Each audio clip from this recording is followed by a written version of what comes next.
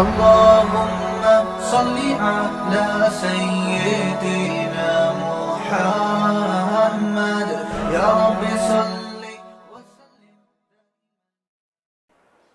بسم اللہ الرحمن الرحیم نحمدہ ونصلی علی رسول الکریم. آج انشاءاللہ جو لیکچر نمبر 23 ہے اس میں سورہ فاتحہ کی میں تکمیل کروں گا، اور اگر وقت بچا تو پھر ہم والضحیٰ واللیل اذا سجا سے مزید صورتیں شروع کر دیں گے، کیونکہ یہ قرآن میں نماز میں بہت زیادہ ان کی تلاوت کی جاتی ہے، تو اس لیے والضحیٰ واللیل اذا سجا کے بعد والی جو صورتیں ہیں نا وہ، اور پھر ہم 30واں پارہ، اس کے بعد پھر باقی قرآن انشاءاللہ.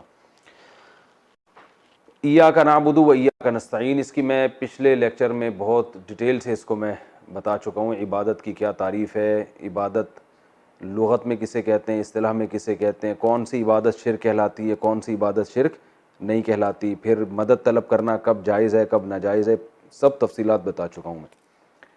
آگے ہے اہدنا الصراط المستقیم. حدیث میں آتا ہے کہ جب کوئی شخص یہ ایگریمنٹ کر لیتا ہے اللہ تعالیٰ سے کہ اللہ ہم تیری عبادت کرتے ہیں، تجھی سے مدد طلب کرتے ہیں، تو اللہ کہتے ہیں کہ ولی عبدی ما سأل، اب جو یہ مانگے گا میں اس کو عطا کروں گا. تو خود ہمیں بتا دیا گیا کہ آپ نے مانگنا کیا ہے. اہدنا الصراط المستقیم، اے اللہ تو ہمیں سیدھے راستے پہ چلا. یہ جو ہدایت کا لفظ ہے، ہدایت کہتے ہیں گائیڈنس کو، رہنمائی کو. تو عربی میں اس کے دو معنی آتے ہیں، ایک کو کہتے ہیں کہ راستہ دکھانا، اور ایک معنی ہوتا ہے راستے پہ چلانا. قرآن میں یہ دونوں معنی میں استعمال ہوا ہے. جیسے قرآن میں آتا ہے وَهَدَيْنَاهُ النَّجْدَيْنِ، سورہ بلد ہے 30ویں پارے میں، کہ ہم نے انسان کو دونوں راستے دکھائے، یعنی اچھا بھی اور برا بھی. اب سوال پیدا ہوتا ہے کہ جب اللہ نے اچھے راستے بھی دکھا دیا، برا بھی دکھا دیا، تو ہدایت تو دے دی نا انسان کو، تو پھر ہمیں کیوں کہا جا رہا ہے کہ ہمیں سیدھے راستہ دکھا؟ اہدنا الصراط المستقیم، ہمیں سیدھا راستہ دکھا. اللہ تو دوسری جگہ پہ خود کہہ رہے ہیں کہ میں نے دونوں راستے دکھا دیں، تو سیدھا بھی دکھا دیا اور غلط راستہ بھی دکھا دیا ہے. تو اس سے پتہ چلتا ہے کہ یہ جو قرآن میں آتا ہے کہ ایک جگہ آتا ہے کہ ہم نے دونوں راستے دکھا دیے ہیں، ہدایت دے دی ہے، وہاں ہدایت کا معنی کچھ اور ہے، اور اہدنا الصراط المستقیم میں ہدایت کا معنی کچھ اور ہے. سورہ بلد میں جو ہدیناہ النجدین ہے کہ ہم نے دونوں راستے دکھا دیے، وہاں مطلب ہے دکھایا ہے، چلانا وہاں مراد نہیں ہے. اور یہ جو آتا ہے اہدنا الصراط المستقیم، اے اللہ ہمیں سیدھے راستے پہ چلا، یہاں دکھانا نہیں ہے بلکہ کیا ہے؟ چلانا. دکھا تو اللہ نے سب کو دیا ہے، سب کو پتہ ہے سیدھا کیا ہے، سیدھا راستہ کون سا ہے، غلط راستہ کون سا ہے. توحید کا راستہ، رسالت کا راستہ، اسلام کا راستہ وہ سیدھا ہے، برائی کا راستہ، جھوٹ کا راستہ، چوری کا راستہ اور بے حیائی کا راستہ وہ غلط ہے. تو اس لیے یہاں یہ نہیں کہا جا رہا کہ ہمیں سیدھا راستہ دکھا، بلکہ یہاں یہ کہا جا رہا ہے کہ ہمیں سیدھے راستے پہ چلا. تو یہ تو تمام مفسرین نے ترجمہ کیا ہے کہ ہدایت کے دو مطلب ہیں، ایک دکھانا اور ایک چلانا. تو یہاں مراد کیا ہے؟ چلانا، کیونکہ گائیڈنس اس کو بھی کہتے ہیں کہ آپ کو کوئی باقاعدہ اس راستے پہ پش کر دے، اس راستے پہ چلا دے. ہمارے حضرت مفتی رشید احمد صاحب ایک اور بات کیا کرتے تھے، وہ فرماتے تھے کہ جب آپ یہ دعا مانگے نا اہدنا الصراط المستقیم، اللہ سیدھے راستے پہ چلا، تو فرماتے تھے کہ ہم جیسے کمزور لوگوں کو یہ خطرہ ہے کہ اگر اللہ سیدھے راستے پہ چلا دے تو منزل پر پہنچنے سے پہلے ہم پھر ہٹ بھی سکتے ہیں. تو اس لیے یہ نیت کیا کریں کہ اللہ سیدھے راستے پہ چلا کے منزل تک پہنچا دے، یعنی نیت کرنے پہ تو کوئی پابندی نہیں ہے نا.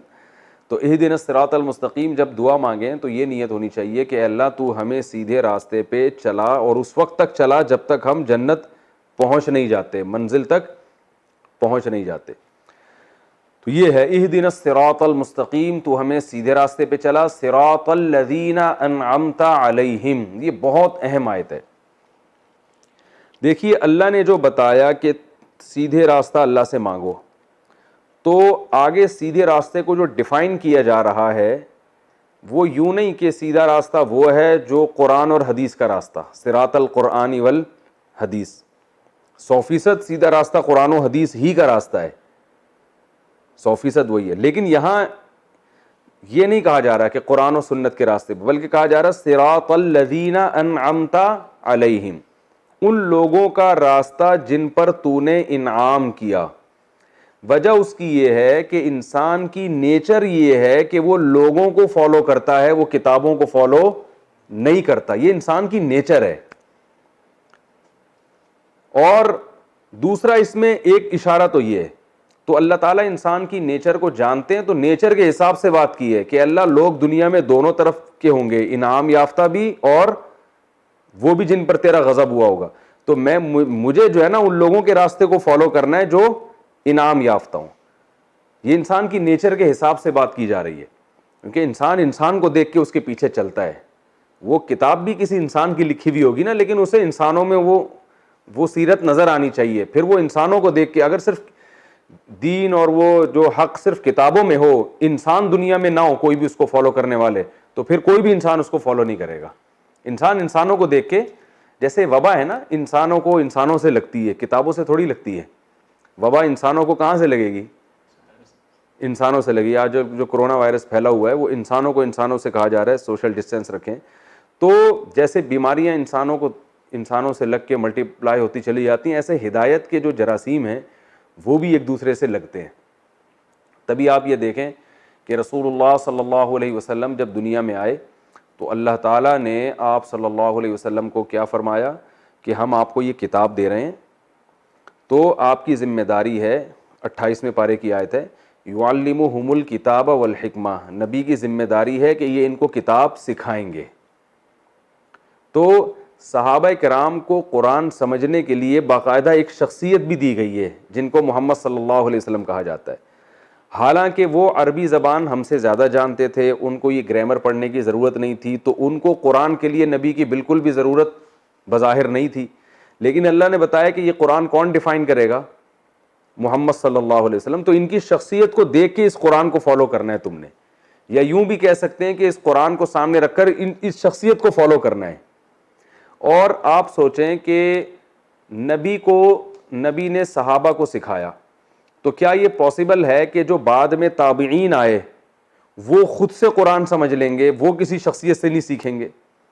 یہ ممکن نہیں ہے نا، کیونکہ جب صحابہ براہ راست قرآن نہیں سمجھ پائیں گے بلکہ نبی ان کو سکھائیں گے، تو یہ کیسے ممکن ہے کہ تابعین صحابہ سے سمجھے بغیر خود سے سمجھنا شروع کر دیں گے؟ یہ بھی ممکن نہیں ہے. تو تابعین نے کس سے سیکھا؟ صحابہ سے، کیونکہ انعام یافتہ اس دور میں کون تھے؟ صحابہ تھے. تو تابعین نے اللہ سے صحابہ کا راستہ مانگا کہ ہمیں ان کے راستے پہ چلا، اور ان سے سیکھا انہوں نے.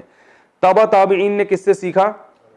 تابعین سے. کسی نے بھی یہ نہیں کہا کہ میں کسی شخصیت کو نہیں مانتا، میں تو ڈائریکٹ قرآن پہ چلتا ہوں. جیسے آج کل بڑے بڑے پروفیسر آئے ہوئے کہ میں اسلام میں کوئی بھی شخصیت آئی ہے، کوئی سب ایک طرف، میں جو ہوں نا صرف کتاب کو فالو کرتا ہوں. تو یہ اس آیت میں اس کی بھی نفی ہو رہی ہے کہ ڈائریکٹ کتاب کو نہیں، لوگوں کو بھی فالو کرنا پڑے گا جو اس کتاب پہ پہلے سے چل رہے ہیں. تو ایسا نہیں ہو سکتا کہ لوگ دنیا سے سارے ختم ہو جائیں اور آپ ایک فنٹر اٹھ کے پیدا ہوئے ہیں اور کہہ رہے ہیں کہ میں کتاب پہ چلوں گا باقی سارے تو غلط تھے. تو ایسا ہو نہیں سکتا. تو پھر تابعین نے تابعین کو فالو کیا، کیونکہ جب صحابہ نبی کے بغیر نہیں سیکھ سکتے تھے اور تابعین صحابہ کے بغیر نہیں سیکھ سکتے تھے، تو آگے والے لوگ تابعین کے بغیر نہیں سیکھ سکتے تھے. تو اس لیے یاد رکھیں کہ نیک لوگوں کا باقاعدہ ایک روحانی سلسلہ نسب ہوتا ہے. علماء کا، صلحاء کا، یا ان سے وابستہ جتنے نیک لوگ ہیں، وہ سارا سلسلہ یہاں سے لے کے نبی صلی اللہ علیہ وسلم تک پہنچتا ہے، اور وہ صدیوں میں ایک سیکنڈ کے لیے بھی ڈسکنیکٹ نہیں ہوا ہے. اگر کسی کا سلسلہ ڈسکنیکٹ ہو رہا ہے تو وہ انعام یافتہ لوگوں سے خود بخود خارج ہو جائے گا، وہ انعام یافتہ لوگوں کی فہرست میں داخل ہو ہی نہیں سکتا. تو جتنے نئے نئے فرقے ایجاد ہو رہے ہیں نا، جو کہتے ہیں ہم کسی کو نہیں مانتے، ہم صرف قرآن و حدیث کو مانتے ہیں، تو ان کے باطل ہونے کی دلیل خود قرآن میں موجود ہے کہ یہ قرآن کو براہ راست سیکھنے کی کوشش کر رہے ہیں. ان لوگوں سے سیکھنے کی کوشش نہیں کر رہے جو ان سے پہلے ہیں، جنہوں نے اپنے سے پہلوں سے سیکھا، اور انہوں نے اپنے پہلوں سے سیکھا، اور انہوں نے اپنے پہلوں سے سیکھا، اور ہوتے ہوتے یہ سلسلہ کہاں تک پہنچا؟ رسول اللہ صلی اللہ علیہ وسلم تک. تو نبی صلی اللہ علیہ وسلم کتاب بھی دے کے گئے ہیں، اور کتاب سکھانے والے رجال بھی دے کر گئے ہیں، افراد بھی دے کے گئے ہیں. جو افراد نبی دنیا سے جاتے ہوئے دے کر گئے ہمیں، ان میں عبداللہ بن مسعود ہیں، ان میں سب سے پہلے تو خلفائے راشدین ہیں، ان میں پھر امی عائشہ رضی اللہ تعالی عنہا، اور معاذ بن جبل، حضرت ابو ہریرہ، اور بڑے بڑے صحابہ، عبداللہ بن مسعود، معاذ، یہ سارے لوگ تھے کہ انہوں نے پھر آگے دین سکھایا ہے لوگوں کو، لوگوں نے ان سے سینہ بسینہ سیکھا ہے. پھر یہ لوگ آگے اپنے شاگردوں کو چھوڑ کر گئے ہیں، جیسے عبداللہ بن عباس کے مشہور شاگرد طاؤس ہیں، اکرمہ ہیں، اور بہت سارے شاگرد ہیں، حضرت مجاہد جو مشہور تابعی ہیں، عبداللہ بن مسعود کے سینکڑوں درجنوں شاگرد ہیں. تو وہ سارے شاگردوں کا سلسلہ، پھر ان کے شاگرد، آپ کسی بھی عالم سے، چاہے وہ سعودی عرب میں ہو، چاہے وہ مصر میں ہو، چاہے وہ بر صغیر میں ہو، کوئی بھی ریلائبل عالم ہوگا نا، آپ اس سے پوچھیں گے کہ آپ نے علم کس سے سیکھا، تو وہ پورا اپنا سلسلہ نسب رسول اللہ صلی اللہ علیہ وسلم تک بتا سکتے ہیں. کوئی بھی ایسا نہیں ہے جو بتا نہ سکے. وہ الگ بات ہے زبانی ہر ایک کو یاد نہیں ہوتا، لیکن وہ تھوڑی تحقیق کریں گے تو یہ سلسلہ کہاں تک پہنچے گا؟ نبی صلی اللہ علیہ وسلم تک.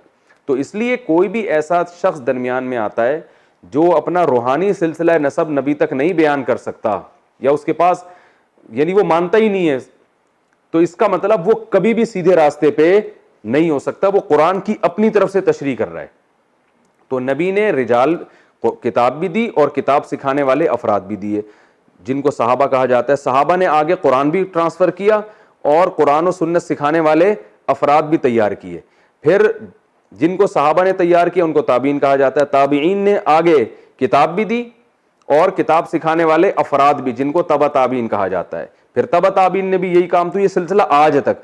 تو آج بھی جو علماء ہیں وہ اپنے پہلوں سے انہوں نے سیکھا، اور اگلی نسل کو وہ کتاب بھی دیں گے اور کتاب کی تعلیمات بھی دیں گے، یعنی سکھا کے جائیں گے کتاب، صرف کتاب پکڑا کے نہیں جائیں گے. تو یہ جو درس ہو رہے ہیں ہمارے ہو رہے ہیں، یہ دوسرے علماء کے ہوتے ہیں. یہ وہی ہے کہ پچھلے لوگوں نے جو رجال چھوڑے، افراد چھوڑے اور کتاب ان کے حوالے کی، تو وہ اب یہ امانت کہاں ٹرانسفر کر رہے ہیں؟ اگلی امتوں میں. تو انہی سلسلے میں اہل حق لوگ رہیں گے، اس سے ہٹ کے نہیں ہو سکتے. اس پر ایک اشکال ہوتا ہے کہ بہت سے ایسے لوگ ہیں جن کا باقاعدہ ایک روحانی سلسلہ ہے، صدیوں تک چلا آ رہا ہے، انہوں نے سیکھا اپنے پہلوں سے، اور وہ بڑے بڑے گمراہ لوگ ہیں. ان میں بھائی بہت سے ایسے لوگ ہیں، انہی علماء میں گمراہ بھی تو ہوتے ہیں نا، حالانکہ ان کے اساتذہ بھی ہوتے ہیں، اساتذہ کے اساتذہ بھی. اور یہ سلسلہ کہاں تک پہنچتا ہے؟ نبی صلی اللہ علیہ وسلم تک. اس کا جواب یہ ہے کہ یہ ہرگز دعویٰ نہیں ہے ہمارا کہ جس کا بھی روحانی سلسلہ نبی تک پہنچے گا وہ سارے صحیح ہوں گے. مقصد یہ ہے کہ جس کا نبی صلی اللہ علیہ وسلم تک روحانی سلسلہ نہیں پہنچتا وہ صحیح نہیں ہو سکتا. یعنی ہدایت پر آنے کی پہلی شرط یہ ہے کہ آپ کا روحانی سلسلہ نبی تک ہونا چاہیے. اس کے بعد پھر مزید شرطیں بھی ہیں کہ آپ ان لوگوں کو فالو بھی کرتے آ رہے ہو. ایسا تھوڑی کہ آپ کا ایک سلسلہ ہے، آپ نے اپنے پہلوں سے دین سیکھا لیکن سیکھنے کے بعد آپ نے اس میں تحریف کر دی. تو ایسے بہت سارے لوگ ہیں، بدعتی بہت سارے ہیں جو باقاعدہ مانتے ہیں، اہل اللہ کو بھی مانتے ہیں اور کتابوں کو بھی مانتے ہیں اور حدیث کو بھی مانتے ہیں، مگر اپنی طرف سے تشریحات کیا کر دیتے ہیں؟ غلط کر دیتے ہیں. اس کی مثال ایسے ہے جیسے میڈیکل سائنس میں علاج کی جو اتھارٹی ہے وہ اسی کو ہے جس نے MBBS کیا ہوا ہو. یہ پہلی شرط ہے. جس نے MBBS کیا ہوا نہ ہو اس کو گورنمنٹ کبھی بھی کلینک کھولنے نہیں دے گی. لیکن ہر وہ ڈاکٹر جس نے MBBS کیا ہوا ہو، کیا وہ صحیح راستے پر ہوتا ہے؟ کیا وہ لوگوں کے ساتھ دیانتداری کر رہا ہوتا ہے؟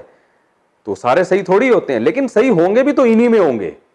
تو اسی طرح جو سلسلہ ہمارا صدیوں سے چلا آ رہا ہے، اسی سلسلے میں اگر غلط لوگ ہیں تو صحیح بھی صرف اسی سلسلے میں ہوں گے. اس سلسلے کے لوگ سارے خراب نہیں ہو سکتے، کیونکہ یہ امت یعنی رجال جو ہے نا وہ دے کے جائے گی. اب اس وقت جو اہل حق علماء ہیں وہ افراد دنیا میں چھوڑ کے جائیں گے جو صحیح سیدھا راستہ لوگوں کو دکھائیں گے. انہی میں کچھ گمراہ بھی ہو جائیں گے، لیکن ہدایت والے بھی صرف انہی میں ہوں گے. ایسا نہیں ہو سکتا کہ اس سلسلے سے ہٹ کر کوئی سیدھے راستے پر پیدا ہو جائے. یہ پاسبل نہیں ہے، یہ ممکن نہیں ہے. آج تک ایسا ہوا نہیں ہے. تبھی آپ دیکھ لیں جتنے بڑے محدثین فقہا جن کو امت فالو کرتی ہے، ان کی جو پہچان میں، ان کے انٹروڈکشن میں سب سے اہم بات یہ ہوتی ہے کہ انہوں نے علم کس سے حاصل کیا تھا. اگر امام ابو حنیفہ کو بہت بڑا مقام ملا تو اس لیے نہیں کہ وہ کوفہ میں پیدا ہوئے، اس لیے کہ ان کے استاذ کون تھے؟ حماد الکوفی تھے. اگر حماد الکوفی کو بہت بڑا مقام ملا کہ وہ اتنے بڑے فقیہ ہیں، بخاری میں ان کا نام ہے، حدیث ان سے لی گئی ہیں اور عبداللہ ابن مبارک نے ان کی تعریفیں کی ہیں، تو وہ اس لیے نہیں کہ ان کا نام حماد تھا یا وہ کوفہ کے تھے، بلکہ اس لیے کہ وہ ابراہیم نخعی کے شاگرد تھے. ان کے ساتھ صحبت بہت اٹھائی تھی انہوں نے. ابراہیم نخعی رحمۃ اللہ علیہ کو اگر بہت بڑا مقام ملا، امام بخاری ان کا نام بڑے ادب احترام سے لیتے ہیں اور بہت بڑی دنیا عرب عجم ان کو مانتے ہیں کہ بہت بڑے فقیہ تھے، تو وہ اس لیے نہیں کہ ان کا نام ابراہیم تھا، بلکہ اس لیے کہ وہ علقمہ اور اسود کے شاگرد تھے جو بخاری مسلم کے راویوں میں سے. اگر علقمہ اور اسود کو بڑے بڑے علماء فقیہ مانتے ہیں اور ان کے بارے میں یہ کہا جاتا ہے کہ بہت سے صحابہ سے یہ علم میں بڑے ہوئے تھے، تو وہ اس لیے نہیں کہ ان کا نام علقمہ تھا یا ایک کا نام اسود تھا یا وہ اجمی تھے، بلکہ اس لیے کہ وہ عبداللہ بن مسعود کے شاگرد تھے. سمجھ رہے ہیں نا، ان کی صحبت اٹھائی تھی انہوں نے. عبداللہ ابن مسعود رضی اللہ تعالیٰ عنہ کو اگر دنیا جانتی ہے اور ان کا نام ادب و احترام سے لیا جاتا ہے، اور جب وہ مدینہ آتے تھے تو حضرت عمر ان کے احترام میں کھڑے ہو جایا کرتے تھے، وہ اس لیے نہیں کہ ان کا نام عبداللہ تھا یا وہ عرب میں پیدا ہوئے تھے یا وہ ایک جو ہے نا عربی زبان بولتے تھے، نہ، بلکہ اس لیے کہ انہوں نے نبی صلی اللہ علیہ وسلم کی صحبت بہت طویل عرصے اٹھائی تھی. تو یہ سلسلہ صدیوں سے چلا آ رہا ہے. حضرت مفتی تقی عثمانی صاحب کو آج جو دنیا مانتی ہے صرف اس لیے نہیں کہ ان کا علم زیادہ ہے، بلکہ اس لیے کہ انہوں نے اپنے وقت کے بڑے بڑے علاموں کی صحبت اٹھائی، یہ ان کے شاگرد ہیں. تو یہ اس سلسلے سے ہٹیں گے تو پھر نہیں ہوگا. وہ مفتی محمد شفیع صاحب رحمۃ اللہ علیہ سے انہوں نے علم حاصل کیا، انہوں نے مفتی رشید احمد صاحب سے علم حاصل کیا، انہوں نے علامہ ظفر عثمانی سے سیکھا. تو جیسے قوم کا پتہ باپ سے چلتا ہے نا بھائی، مادی لحاظ سے آپ بڑے اونچے نسب کے ہو، اس کا پتہ کس سے چلے گا کہ آپ بیٹے کس کے ہو؟ بھائی اگر کوئی بادشاہ سلامت کا بیٹا آ رہا ہے، سعودی عرب کے محمد بن سلمان کا بیٹا آئے گا تو آپ ایک دم عزت احترام میں کھڑے ہو جائے گا، بھائی آپ تو بڑے عالی نسب ہو، کیونکہ آپ کس کے بیٹے ہو؟ محمد بن سلمان کے. تو اس کو بڑا پروٹوکول دینا، جو بھی چاہے مخالفین بھی ہوں حمایتی بھی ہوں، عزت دیں گے، بھائی آپ کس کے بیٹے ہو؟ محمد بن سلمان کے.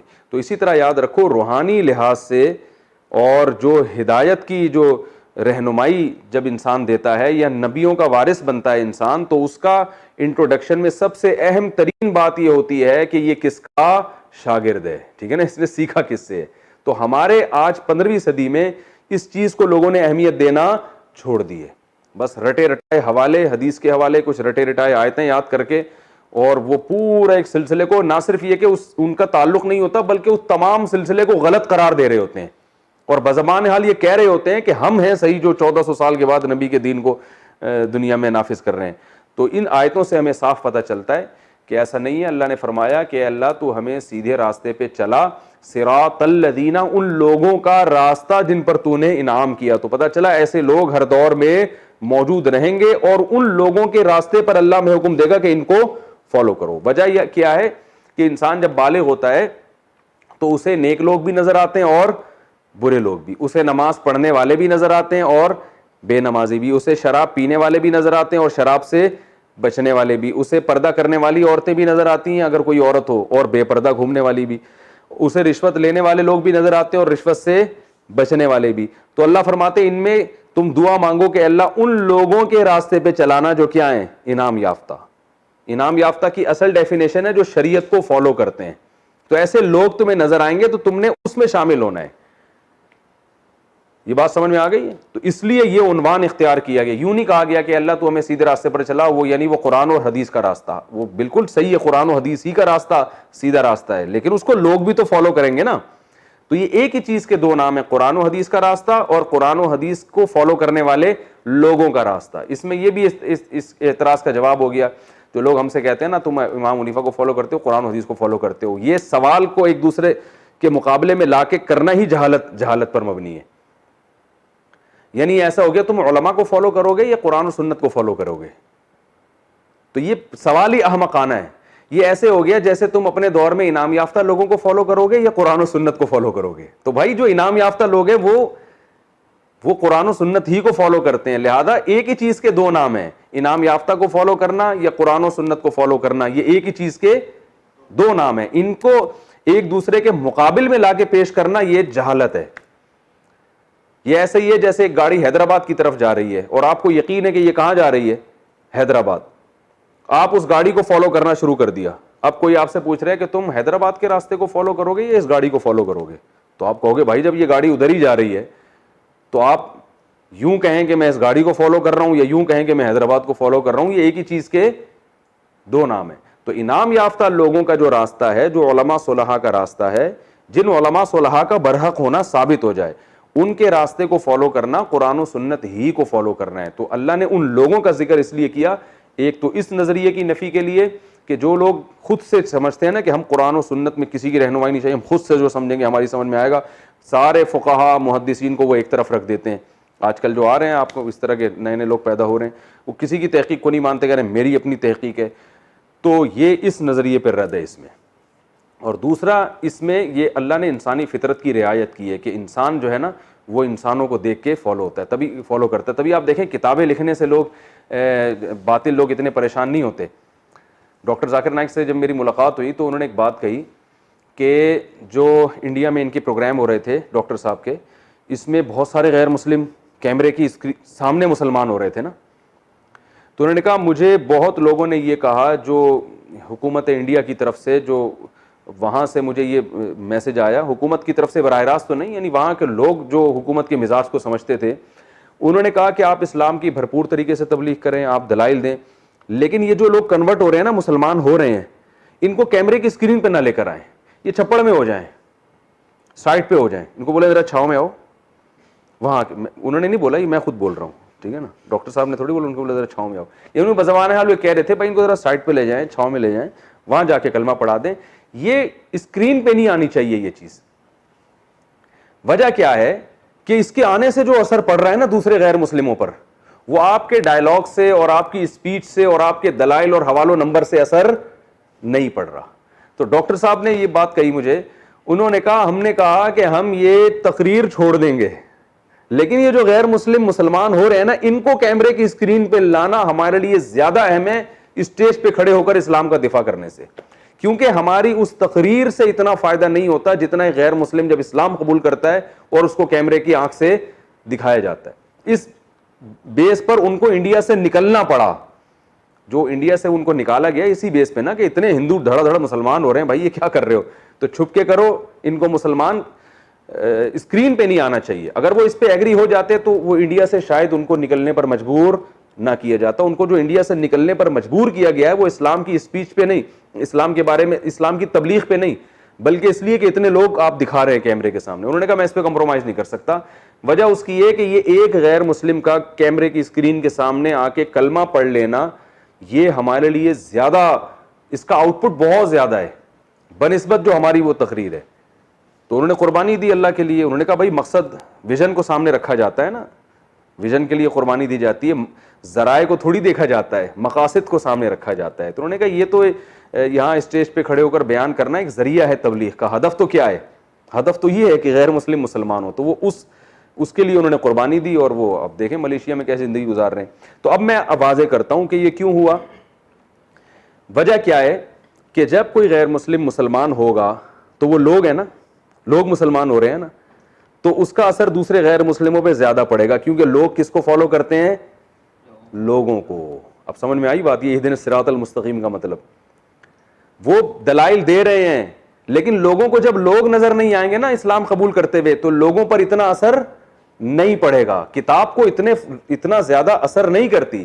لوگ جب دیکھیں گے کہ اس تقریر سے متاثر ہو کر لوگ متاثر ہو رہے ہیں اور لوگ اسلام کو فالو کر رہے ہیں, تو ان کی دیکھا دیکھی ان کو لوگ فالو کریں گے. یعنی ایک ہندو اگر کلمہ پڑھ کے مسلمان ہوتا ہے تو سینکڑوں لاکھوں ہندو اس کو دیکھ کے مسلمان ہوں گے. وہ ڈاکٹر صاحب کی تقریر سن کے تو وہ مسلمان ہو رہا ہے, لیکن آگے جو مسلمان ہو رہے ہیں وہ تقریر کی بیس پہ نہیں, وہ اس کو مسلمان ہوتا دیکھ کر. تو یہ انسانی فطرت ہے کہ وہ لوگوں کو دیکھتا ہے کہ کیا کر رہے ہیں. تو وہ جب دیکھیں گے لوگ کہ لوگ مسلمان ہو رہے ہیں تو بہت سے لوگ ان کو دیکھ کے مسلمان ہوں گے. یہ ایسے ہی میں ایک واقعہ سناتا ہوں نا, ہم اسکول میں دیکھا, ہم نے ایک چیز پڑھی ہوئی ہے تو کچھ بھی نہیں تھی, ہم نے ویسے ہی جا کے کھڑے ہو گئے, تو دو چار لوگ اور آ گئے, تو اور طلبہ آ گئے, پورا اسکول کھڑا ہو گیا وہاں کے, حالانکہ وہاں کچھ بھی نہیں ہے. وجہ کیا ہے, لوگ لوگوں کی دیکھا دیکھی جا رہے ہیں کہ یار یہاں کیا ہے. تو یہ انسان کی نیچر ہے کہ وہ کس کو فالو کرتا ہے, لوگوں کو. تو اگر برائی کی طرف لوگ جائیں گے تو لوگ لوگوں کو فالو کر کے ادھر جانا شروع ہو جاتے ہیں, اچھائی کی طرف آئیں گے تو لوگ لوگوں کو فالو کر کے ادھر. تو اس لیے اللہ نے فرمایا کہ تم جب لوگوں کو فالو کرنے کا تمہارے دل میں ایک جذبہ پیدا ہوگا کہ پبلک کر کیا رہی ہے, تو اللہ سے پہلے دعا مانگ لو, اے اللہ پبلک جو بھی کر رہی ہے, تیری پبلک میں جو سیدھے راستے پہ چلنے والے لوگ ہیں نا, مجھے ان کو فالو کرنے کی توفیق عطا فرما. کیونکہ میری نیچر تو ہے میں تو پبلک کو فالو کروں گا, تو میں غلط لوگوں کو فالو کر لوں گا اگر تو صحیح لوگوں کو فالو کرنے کی توفیق نہیں دے گا. تو مجھے ہمت دے, میں کن لوگوں کو فالو کروں, میں صحیح لوگوں کو فالو کروں. تو اس سے یہ بھی پتہ چلتا ہے عوام کے لیے کہ علماء کی صحبت اٹھانا, انعام یافتہ لوگوں کے پاس جا کے بیٹھنا, ان سے سیکھنا, ان سے محبت کرنا, یہ کس قدر ضروری ہے. کیونکہ لوگ لوگوں کو فالو کرتے ہیں. تو جب آپ اچھے لوگوں میں رہیں گے تو آپ خود بخود اچھائی کی محبت آپ کے دل میں آئے گی, برے لوگوں میں رہیں گے تو برائی کی محبت دل میں آئے گی. اور حدیث میں اس کی بڑی مثالیں کہ جو اچھی صحبت کی مثال آپ صلی اللہ علیہ وسلم نے عطر فروش کی دی ہے کہ عطر والے کی دکان پہ اگر آپ بیٹھ جائیں تو فائدہ ہوتا رہے گا, خوشبو آتی رہے گی, ہو سکتا ہے وہ خوشبو بھی دے دے, اور بھٹی کے پاس بیٹھ جائیں تو بدبو آئے گی, اور یہ بھی خطرہ ہے کہ چنگاری اڑے اور آپ کے کپڑے جل جائیں. تو یہ ہے کہ انسان کو چاہیے کہ وہ پہلے تو اس کا بڑا اہتمام ہوتا تھا کہ جو ہے نا وہ لوگ کسی اللہ والے سے تعلق قائم کریں, اس کے صحبت میں جا کے بیٹھا کریں, اس سے سیکھیں, اس سے ہدایات لیں. اب ہر آدمی آزاد ہوتا چلا جا رہا ہے, کوئی کسی کی سننے کے لیے تیار نہیں ہے. بد کلامی, بدتمیزی, بزرگوں پہ تہمتیں, ان کی عبارات کو کانٹ چھانٹ کے نکال کے ان کو گستاخ قرار دینا, بس یہ چل رہا ہے. اس سے کوئی روحانیت نہیں آتی, کوئی سیدھا راستہ نہیں ملتا. چند ایک مسائل میں انسان ماہر ہو جاتا ہے, رفع الیدین کے, امام کے پیچھے فاتحہ کے, اور 2 4 اور 8 10 مسائل ہیں ان میں ماسٹر ہو جائے گا, باقی اسلام کی روح حاصل نہیں ہوتی. تو آگے چلتے ہیں ہم. اہدنا الصراط, یہ کیونکہ بہت اہم ٹاپک تھا اور اللہ نے سورہ فاتحہ میں ہمیں پہلے سے بتایا ہے کہ ہدایت تمہیں کیسے ملے گی, کیونکہ ہم آگے جو قرآن پڑھیں گے ہدایت حاصل کرنے کے لیے نا, تو اللہ نے بتا دیا کہ قرآن بھی اور ساتھ ساتھ قرآن سمجھنے والے رجال جو لوگ ہیں, دونوں کو ساتھ لے کے چلو گے تو بات بنے گی. یہ سفر ایسے طے اخپل طریقے سے طے نہیں ہوگا یہ سفر, ٹھیک ہے نا. تو اہدنا الصراط المستقیم صراط الذین انعمت علیہم, اے اللہ ان لوگوں کا راستہ جن پر تو نے انعام کیا. تو انعام یافتہ لوگوں کا راستہ وہی ہے جو قرآن و سنت کو فالو کرتے ہیں اور سیدھے راستے پہ چلتے ہیں. اور قرآن میں ایک اور جگہ اس کو بیان کیا اللہ تعالیٰ نے کہ من النبیین والصدیقین والشہداء والصالحین, فرمائے انعام یافتہ لوگ یہ ہیں, پیغمبر, صدیقین یعنی سچے لوگ, اس کی میں ابھی تفصیل بیان کرتا ہوں, شہداء اور صالحین عام نیک مسلمان. تو یہ جس حساب سے انعام یافتہ لوگوں کے درجات ہیں اللہ نے اسی حساب سے بیان کیا. سب سے پہلے پیغمبر, تو پیغمبروں کے راستے کو ہمیں فالو کرنا ہے. دوسرے نمبر پہ صدیقین, صدیق کہتے ہیں عربی میں, صادق کہتے ہیں سچ بولنے والا. صادق کسے کہتے ہیں؟ سچ. پاکستان کے آئین میں لکھا تھا نا کہ جو ملک کا صدر یا وزیر اعظم وہ صادق اور امین ہوگا, تو بجائے اس کو کہ ہم صدر کو صادق اور امین کو تلاش کرتے, ہم نے صادق اور امین کی شرط کیا کر دی, نکال دی. وہ نادرہ کے آفس میں وہ 50-50 پہلے آیا کرتا تھا, اس میں وہ میں نے بتایا تھا نا واقعہ, ایک خاتون آئیں, اس نے کہا کہ آفیسر سے آ کے کہ آپ نے شناختی کارڈ میں مجھے بیوہ لکھ دیا ہے, میرے تو میاں زندہ ہے, میں ان کو ساتھ لے کے آئی ہوں, تو اس کو صحیح کریں آپ. اس نے کہا اچھا ٹھیک ہے, بندوق اٹھا کے میاں کو گولی مار دی. تو اس نے کہا یہ کہ کہہ رہے ہیں صحیح ہو گیا, بیوہ ہو گئی آپ. تو ایک کریکشن کا طریقہ یہ ہوتا ہے کہ جو لکھا ہوا ہے اس کو اس طرح سے صحیح کیا جائے, اور ایک طریقہ یہ ہوتا ہے کہ لکھے ہوئے کو چینج کر دیا جائے. تو ہمارے والوں نے کیا کیا کہ وزیر اعظم یا صدر کا صادق اور امین ہونا ضروری ہے, تو بجائے اس کے کہ اس کو صادق امین بنانے کی کوشش کرتے تو وہ شرط کیا کر دی, صادق امین والی شرط کیا کر دی, اسی کو ڈاکومنٹ سے نکال دیا. تو دونوں طریقے ہیں کریکشن کے, یا تو اس کو بیوہ کر دو یا وہاں بیوہ کو کیا کر دو, شادی شدہ کر دو. تو یہ الحمدللہ دونوں طریقے پر ہمارے ملک میں عمل ہوتا ہے الحمدللہ. تو اہدنا الصراط المستقیم صراط الذین انعمت علیہم, اللہ جی. تو انعام یافتہ لوگوں کا راستہ تو اللہ نے پہلے بیان کیا انبیاء. دوسرے نمبر پہ صدیق, میں صدیق کا بتا رہا تھا, صادق کہتے ہیں سچ بولنے والا, اور صدیق مبالغہ ہے. میں نے بتایا تھا نا کچھ صیغے کس کے ہوتے ہیں, مبالغے کے ہوتے ہیں, یعنی بہت زیادہ سچا, اور صدیقین اس کی جمع آتی ہے. تو بہت زیادہ سچا یہ منافق کا اپوزٹ ہے. منافق کہتے ہیں جھوٹا, یعنی دل میں کچھ اور عمل کچھ اور. تو صدیق کا مطلب ہوتا ہے بہت زیادہ سچا, یعنی جس میں منافقت بالکل بھی نہ ہو. اور منافقت بالکل بھی نہ ہونے کو ہم آسان لفظوں میں یوں ڈیفائن کر سکتے ہیں کہ جس کے قول و عمل میں تضاد نہ ہو, کہ کہتا کچھ ہو کرتا کچھ اور ہے. کیونکہ جو اس طرح کے لوگ ہیں نا جو کہتے کچھ ہیں کرتے کچھ اور ہیں, ان کو فالو کرنے کی ہمیں اجازت نہیں ہے. ایک نمبر لوگوں کو فالو کرنے, تو یہ ایک نمبر وہی ہوتے ہیں کہ جو کہتے ہیں خود بھی اس پر عمل کرتے ہیں. ایک بات ہو گئی. دوسری بات کہ بعض لوگ کہتے ہیں کیا ہی غلط رہے ہوتے ہیں, لہذا وہی اسی غلط پہ چل بھی رہے ہوتے ہیں. سمجھ رہے ہیں نا بھائی, منافق تو وہ بھی نہیں ہوتے نا, وہ کہہ غلط رہے ہوتے ہیں, کہتے ہیں بھائی شراب صحیح ہے لہذا ہم پیتے ہیں, چھپ کے تھوڑی پیتے ہیں, بتا کے پیتے ہیں. تو یہ بھی تو منافق نہیں ہوا نا, قول و عمل میں تضاد تو نہیں ہے نا. تو یاد رکھیں اس سے وہ قول مراد ہے جو قول بھی صحیح ہو. صدیق میں وہ سچا کہ جو کہتا بھی کیا ہو, صحیح بات کہتا ہو, اور پھر اس پر عمل بھی کرتا ہو. اور صحیح بات کہنا علم کے بغیر ممکن نہیں ہے, وحی کی ہدایت کے بغیر درست نتیجے تک پہنچنا ممکن نہیں ہے. اور وحی کا علم یا تو پیغمبروں کو ہوتا ہے یا علماء کو ہوتا ہے جو پیغمبروں کے وارث ہیں. اس لیے علماء نے لکھا ہے کہ صدیق کا مفہوم یہ ہے وہ علماء جن کا عمل ان کے علم کے مطابق ہو. یہ بہت زبردست تفسیر ہے صدیق کی. اب لوگ کہتے ہیں صدیق میں کہاں لکھا ہوا ہے علماء جن کا عمل ان کے, یہ اس طرح سے سمجھ میں آئے گی پوری بات, کیونکہ علماء وہ بات علم صحیح ہوتا ہے ان کے پاس, لہذا وہ جو قول کریں گے وہ قول بھی کیا ہوگا, صحیح. لیکن یہ ضروری نہیں ہے کہ وہ جو عالم صحیح بات کر رہا ہو اس پر عمل بھی کرتا ہو, کیونکہ فاسق فاجر بھی تو ہوتے ہیں نا, 2 نمبر بھی تو مولوی ہوتے ہیں نا مارکیٹ میں. تقریر تو بہت اچھی ہے لیکن عمل کیا ہے, زیرو ہے. تو اس لیے اس سے مراد کیا ہے, با عمل علماء. اور ویسے بھی اللہ کے ہاں انبیاء کے بعد سب سے بڑا مقام با عمل علماء کا ہے. تو اس ترتیب کے حساب سے بھی ہے, یہ پوری امت کا اجماع ہے کہ انبیاء کے بعد اللہ کے ہاں سب سے بڑا مقام کس کا ہے, با عمل, یعنی نبی کے بعد سب سے بڑا مقام ہے با عمل علماء کا.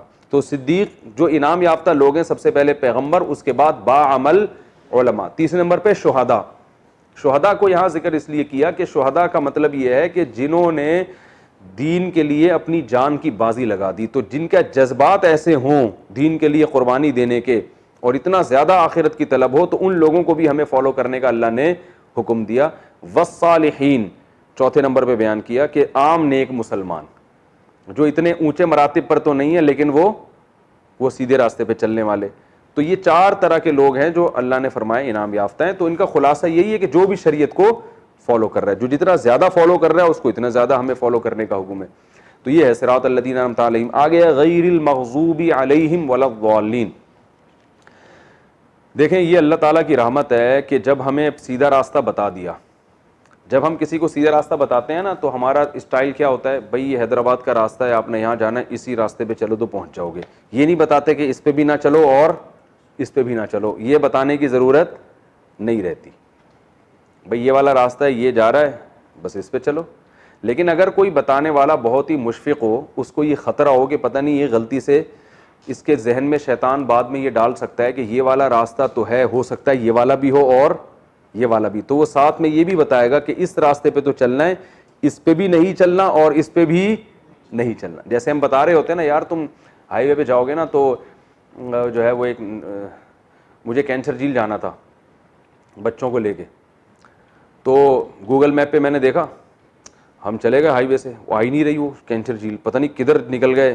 ایک بورڈ لگا ہوا, وہاں چڑھ کے گھومے تو کئی گھنٹے لگ گئے اور بھٹک گئے راستے میں ہم, کیونکہ گوگل میپ میں وہ پتہ نہیں کوئی نیا, وہ پرانا کوئی راستہ ڈلا ہوا تھا.